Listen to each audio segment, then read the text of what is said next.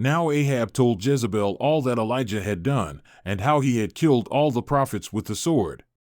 Then Jezebel sent a messenger to Elijah, saying, "So may the gods do to me, and even more, if I do not make your life as the life of one of them by about this time tomorrow." And he was afraid, and arose, and ran for his life, and came to Beersheba, which belongs to Judah, and left his young man there.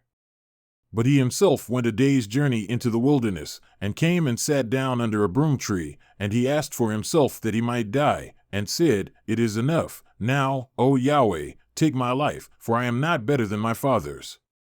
Then he lay down and slept under a broom tree, and behold, there was an angel touching him, and he said to him, "Arise, eat." Then he looked, and behold, there was at his head a bread cake baked on hot stones, and a jar of water. So he ate and drank and lay down again.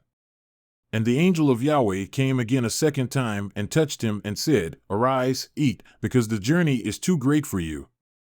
So he arose and ate and drank, and went in the strength of that food 40 days and 40 nights to Horeb, the mountain of God.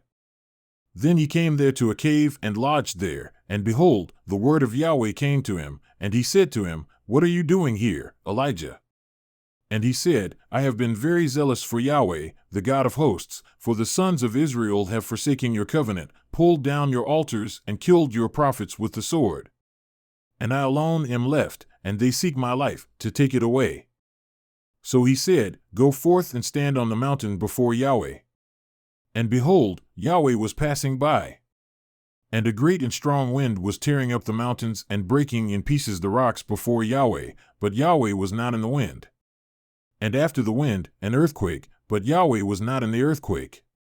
Then after the earthquake, a fire, but Yahweh was not in the fire, and after the fire, a sound of a thin, gentle whisper. Now it happened that when Elijah heard it, he wrapped his face in his mantle and went out and stood in the entrance of the cave. And behold, a voice came to him and said, "What are you doing here, Elijah?" Then he said, "I have been very zealous for Yahweh, the God of hosts, for the sons of Israel have forsaken your covenant, pulled down your altars, and killed your prophets with the sword. And I alone am left, and they seek my life, to take it away."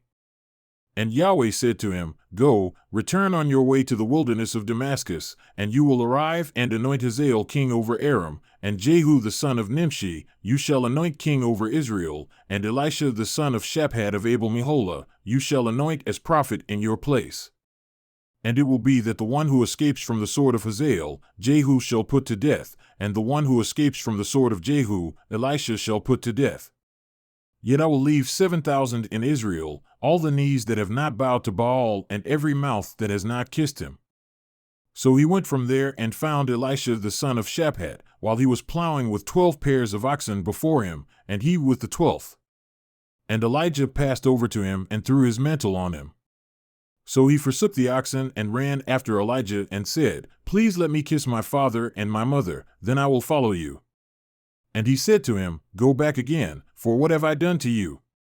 So he returned from following him, and took the pair of oxen and sacrificed them and boiled their flesh with the implements of the oxen, and gave it to the people, and they ate.